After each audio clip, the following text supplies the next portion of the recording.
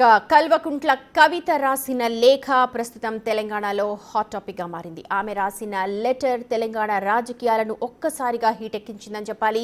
BRS లోని అంతర్గత పోరు ఈ లేఖతో బహిర్గతమైందంటున్న ప్రభుత్వ విప్ అడ్లూరి లక్ష్మణ్తో మా ప్రతినిధి వాసు ఫేస్ టు ఫేస్ చూద్దాం. కవిత లేఖ ప్రస్తుతం తెలంగాణ రాష్ట్ర రాజకీయాల్లో హాట్ టాపిక్గా మారింది. అయితే కాంగ్రెస్ ప్రభుత్వం తరఫున అసలు ఏం చెప్తున్నారు ఈ లేఖకు సంబంధించి, ఎందుకు ఈ లేఖ కేసీఆర్కి రాయాల్సి వచ్చింది అన్న అంశానికి సంబంధించి కూడా అడ్డూరి లక్ష్మణ్ ప్రభుత్వం ఇప్పున్నారు. సార్, చూస్తా ఉన్నాం ఈ లేఖ ఉద్దేశం ఏంటి, కాంగ్రెస్ పార్టీ ఏం భావిస్తూ ఉంది, ఏం జరుగుతుంది ఈ లేఖ ఈ వ్యవహారం వెనకాల? ఇప్పుడు 2014 నుంచి 2018, 2019 నుంచి 2023 వరకు టీఆర్ఎస్ పరిపాలన జరుగుతున్న అవకతవకలు కానీ, ఏదైతే వాళ్ళు చేస్తున్నటువంటి ప్రజలను అన్ని విధాలు మభ్యపెట్టి ఈ రాష్ట్రాన్ని దోచుకున్న విషయంలో కానీ, మొదటి నుంచి కేసీఆర్, కేటీఆర్, కవిత పదవి ఏంటంటే ముఖ్యమంత్రి పదవి, ఇప్పుడు రాష్ట్ర టీఆర్ఎస్ పార్టీ అధ్యక్షత, బీఆర్ఎస్ పార్టీ రాష్ట్ర అధ్యక్షత పదవి విషయంలో పడగానే అంతర్గతంగా ఉన్న కుమ్ములాటలు ఏదైతున్నాయో ఇవాళ బయటపడి ఆమె యొక్క ఆలోచన, మా సోదరిమణి కవిత గారు వారి యొక్క ఆలోచన విధానం, వాళ్ళ యొక్క జరుగుతున్న కుమ్ములాట, వాళ్ళు జరుగుతున్నటువంటి అంతర్గతంగా 10 సంవత్సరాలకి దోచుకున్న పైసలు, దాచుకున్న పైసలు, ఇవన్నీ ఎవరి మీద వస్తారో, ఎవరెవరి కేసులలో వస్తారో, ఎవరు జైలుకి పోతారో. ఆల్రెడీ మా కవితక్క గారు జైలుకి పోయి వచ్చింది లిక్కర్ ఇష్యూలో.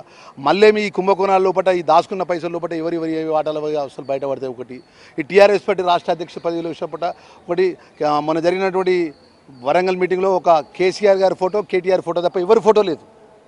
ఇవన్నీ ఎటో పోతుందన్న విషయం లోపల ఆమెకున్నటువంటి ఆవేదన, ఆమెకున్నటువంటి నిరాశ, ఆమెకున్నటువంటి ఏదైతే వాస్తవాలు అనేది ప్రజలకు ఈ లేఖ ద్వారా తెలియజేసింది. రాజకీయ భవిష్యత్తు సంబంధించి అంటే పూర్తిగా ఆమె బీఆర్ఎస్ను కాపాడే ప్రయత్నంలో భాగంగా తండ్రికి లేఖ రాసిందా, లేదా ఆమె సొంత అజెండా కోసం, సొంత పార్టీ కోసం, పార్టీ మారే వ్యవహారానికి సంబంధించి ఈ లేఖ రాసిందని భావిస్తున్నాను? అంటే వ్యక్తిగతంగా నేను ఒక రాజకీయ నాయకునిగా, శాసనసభ్యుడిగా చెప్పేది అంటే వ్యక్తిగతంగా ఒక నిర్ణయం తీసుకొని వాస్తవాలు ఏందో, వాళ్ళ విత్తిన పార్టీ లోపల ఉన్నటువంటి వాస్తవాలు ఏందో, వాళ్ళకు ఉన్నటువంటి ఏదైతే అంతర్గతమైనటువంటి పోరు ఏందో ఇవాళ లేఖ రూపంగా తెలియజేసిందని. మరో అంశం కూడా ప్రస్తావించింది దీంట్లో. ఖచ్చితంగా బీఆర్ఎస్, బీజేపీ కలిసి పనిచేయబోతుందన్న అంశాన్ని కార్యకర్తలు భావిస్తున్నారు కూడా ఆమె ఆ తండ్రికి రాసిన లేఖలో పెరిగింది. అంటే భవిష్యత్తులో బీజేపీ, బీఆర్ఎస్ కలిసి పోటీ చేయబోతుందా? ఇది కొత్త ఏమున్నది, మన పార్లమెంట్ ఎన్నికల్లో చూసినాం కదా మనం, మీడియా మిత్రులు మీరే సాక్ష్యం. పొద్దున పార్లమెంట్ ఎన్నిక ఆ రోజు పోలింగ్ రోజు 12 గంటలకెళ్ళి మొత్తం మంది టీఆర్ఎస్ పార్టీ కార్యకర్తలు ఏం చేసిన ప్రతి పార్లమెంట్ బూత్ల కాడ మాకు ఓటే పైన పర్లే కానీ కాంగ్రెస్కి ఓటు వేయద్దు, మీరు పువ్వుకే ఓటేయమని అన్నారా లేదా? వాస్తవా కాదా? ఇలా కేంద్రంలో జరిగినటువంటి లోక్సభలో చట్టంలో చేసే చట్ట అంశంలో వీళ్ళకున్న ఎంపీలు ఎవరికి సపోర్ట్ చేసిందండి? ఏ ప్రజా వ్యతిరేకమైన ఏ నిర్ణయానికైనా చట్టంలో సపోర్ట్గా ఉన్నది 2014 నుంచి ఈ రోజు వరకు వాళ్ళే కదా. భారతీయ జనతా పార్టీకి బీఆర్ఎస్, టీఆర్ఎస్ పార్టీ కదా.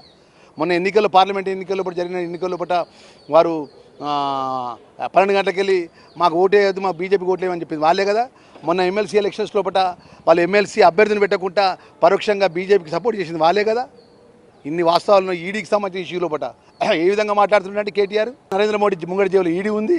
ఈడీ ద్వారా సోనియా గాంధీని, రాహుల్ గాంధీ గారు, రేవంత్ రెడ్డి గారిని ఇంతమందిని ఇబ్బంది పెట్టే కార్యక్రమం లోపల ముందస్తుగా చెప్తుండే అక్కడ జరిగేటువంటి అంశాలన్నీ కూడా. అంటే ఏంటంటే ఒక ప్లాన్డ్గా ఇటు మోడీ కానీ, ఇటు కేటీఆర్ కానీ, కేసీఆర్ కానీ, హరీష్ రావు కానీ ఒక ఉద్దేశపూర్వకంగా ఈ దేశంలో కాంగ్రెస్ పార్టీని ఏ విధంగా దెబ్బకొట్టాలి, ముఖ్యంగా గౌరవ ముఖ్యమంత్రి గారు రేవంత్ రెడ్డి గారి యొక్క పరిపాలన లోపల ఏ విధంగా మానసికంగా ఇబ్బంది పెట్టే ఆలోచన పరంగా ముందుకు పోతుంది. ఇవన్నీ ప్రజలు అన్ని గమనిస్తున్న విషయాన్ని కూడా మీ ద్వారా తెలియజేస్తున్నాను.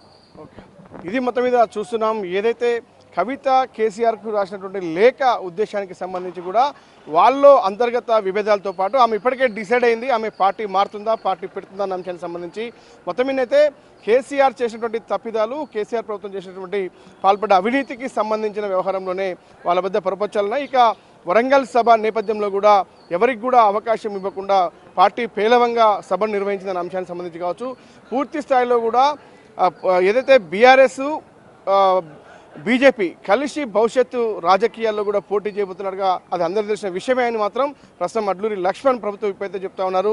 అది మొత్తం మీద కవిత లేఖకు సంబంధించి అయితే రాజకీయ దుమారం కొనసాగుతోంది. మరి కవిత అమెరికా నుంచి తిరిగి వచ్చిన తర్వాత ఆమె ఎలా స్పందిస్తుందో చూడాలి. మరి ఇప్పుడే శ్రీనివాస్తో వాసుదేవ్ రెడ్డి, బిగ్ టీవీ, హైదరాబాద్.